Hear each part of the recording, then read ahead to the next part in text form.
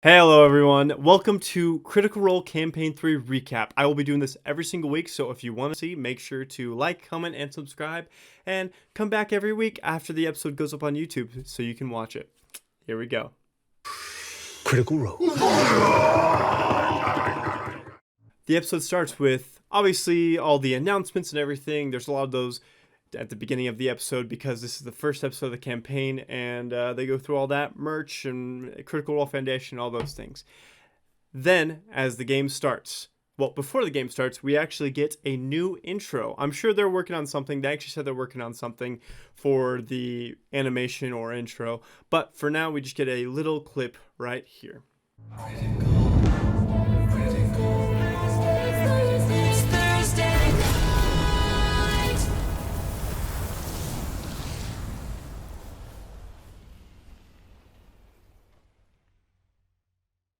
Next, Matt gives an introduction of the setting of Marquette.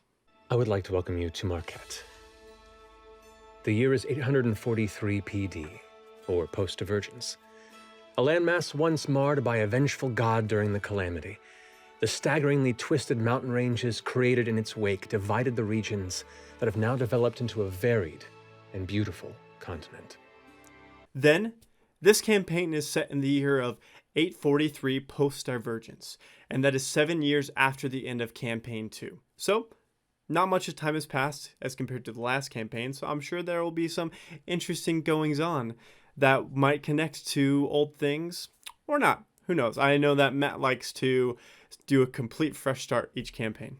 We are first introduced to Imogen, played by Laura, and Laudna, played by Marisha. They're on a quest to gain entrance to a local university so that they can learn and study. Sadly, they're unable to achieve this goal because they need a sponsor or recognition of some sort. Feeling let down that they weren't able to accomplish what they set out to do, they decided to go shopping for some groceries. Yes, this is an extremely exciting way to play Dungeons and Dragons. Next, we go to Ashton and Fresh Cut Grass. Ashton is an Earth Genasi, played by Taliesin Jaffe, and Fresh Cut Grass is played by Sam. Fresh Cut Grass is a Warforged automaton or construct of some sort, which is very interesting, but like usual, Sam plays a small character, which is really fun, which leads into a fun joke with his flask for this campaign. So they are just kind of roaming about, and their goal is pretty simple. It is to find some job to get some money, and after some shenanigans, they decide to make their way towards a tavern looking for work. We are introduced to some familiar faces if you watched Exandria Unlimited. Fern the Fawn, played by Ashley. Orem the Halfling, played by Liam, and Dorian Storm, the Air Genasi, played by Robbie. They are sent to Marquette by Keyleth of the Arashari, a past member of Vox Machina, to find some peoples of interest. And they step off their vessel after some queasiness and nervousness and enter the city. Once all the characters make their way into the city near a market area that has been set up for their first encounter, we are introduced to a strange occurrence. And this leads us into the first combat of Critical Role Campaign 3. Top of the round. Dorian, as you're stepping in and you see these crates open and these objects beginning to just shift in the air and move around, people you see scared and are starting to run and running these blades. The sword itself seems to right itself in one of the direction. It looks like it's going for him. The knife is now starting to make its way towards one of the nearby people. It looks like these are not just enchanted objects. They are currently looking to make a mess. What are you doing? The battle goes on. It's pretty cool. We see some cool abilities from a bunch of different people. Taliesin in his Barbarian does a crazy amount of damage. That brings us to Ashton. You're up. I just watched lightning come out of this purple-haired woman and fry the knife I was about to fuck with. So, a little put out. I'm just going to take a big spin and see if I can knock the feet out of this table. Go for it. I have advantage because it's flanked. That's a natural 20. Oh. And I'm putting a Chaos Burst into that. Go for it. Because, you know, that's gonna be awesome. So let's add some Like you do. let's add some lightning damage to that. All right. Let's do it. Hammer's gonna crackle a bit, get going. Oh, it's done. Oh my God, it's done. Okay, that's 7 points that don't get doubled, 7 standard, and then 18 doubled. Wow. So 18 and then. And then double the 18 and then add 7. How do you want to do this? I am going to spin around, knock all 4 feet out, flip over, crack it in half, and then just keep hitting it until it's powdered.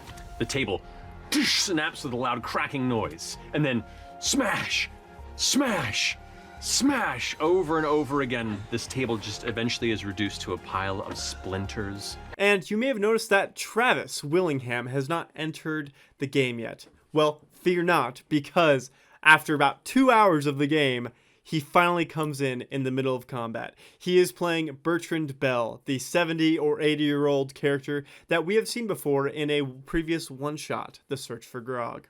Once combat is over, Bertrand is so impressed by all of these adventurers and heroes and invites them all to hear a job that he feels fits their skill set.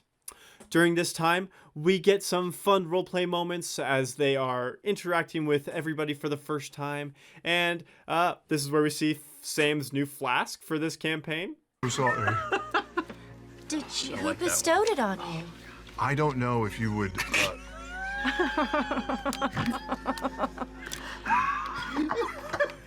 That is.